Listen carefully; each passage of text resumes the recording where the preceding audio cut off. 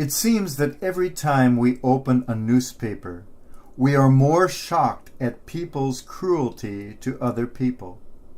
A few years ago, we were horrified by the brutal story of the 3 women chained in a dungeon for 10 years in captivity in Cleveland, Ohio, of all places. This story was quite reminiscent of the equally horrific story of the man in Austria who kept his daughter in a dungeon for 24 years. So many stories emerge of children being abused, animals being abused, spouses being abused. We hear these days so much about abuse, and although that word itself has so often in our day become abused and overused and misused, still those genuine cases of one person brutalizing another person make us cringe in horror and disbelief. This weekend we are celebrating Memorial Day. Today we commemorate in a special way those who have lost their very lives, those for whom we bow our heads because they have given their all. Soldiers in battle see and experience, perhaps more than anyone else, human beings abusing other human beings, nations abusing other nations. If our fallen heroes could speak to us today, they would tell us horrific tales of humanity abusing humanity. Perhaps, though, the person who in our day is the most abused is God.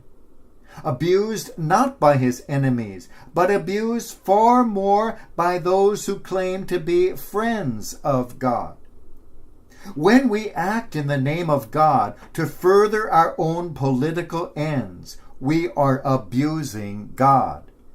When we use God's name to justify our own hatreds, our own prejudices, we are abusing God. When instead of allowing ourselves to be made in the image and likeness of God, the God of love, we make God into the image and likeness of our own hate-filled selves, we are abusing God. It is an abuse of God to obliterate peoples and conquer nations for God, as those of virtually every major religion have done and continue to do.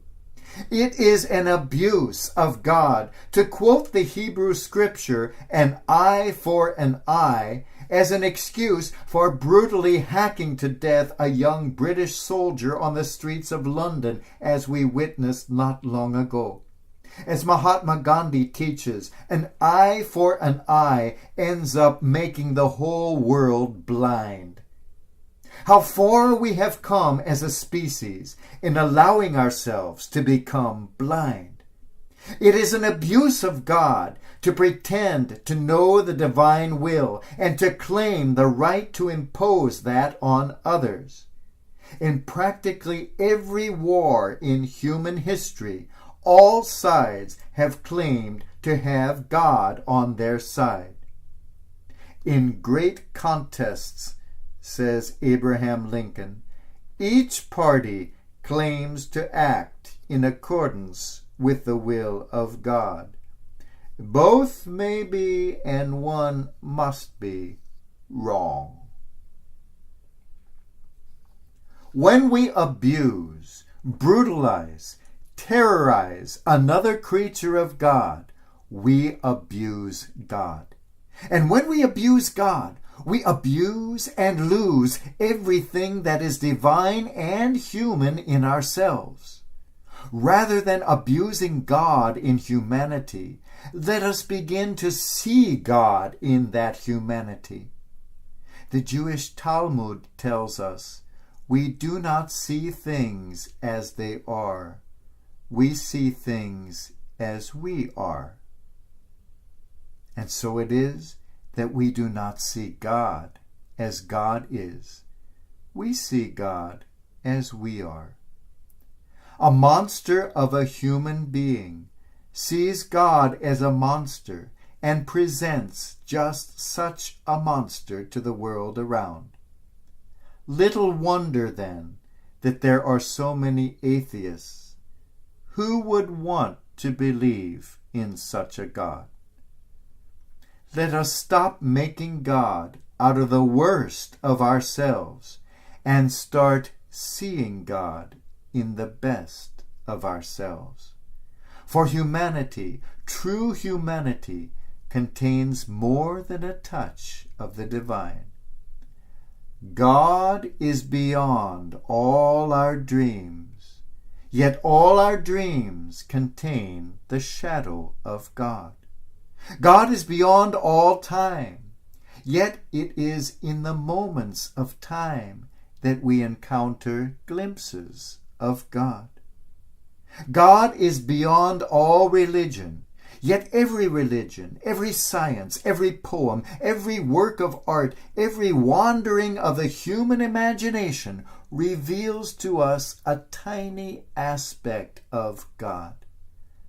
God is far beyond ourselves, yet we find God hidden in humanity, and we find our own humanity hidden deep inside of God.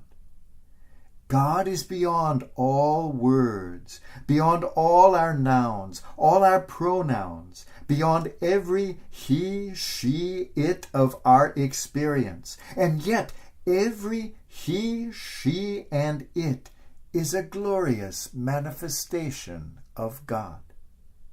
Stop God abuse. Let us see God not in our hates, but rather in our loves. Seek God, find God. Present God in the genuine love between human beings, the only thing that renders us divine. In the words of the immortal poet William Blake, I looked for my soul, but my soul I could not see. I looked for my God, but my God eluded me. I looked for a friend, and then I found all three.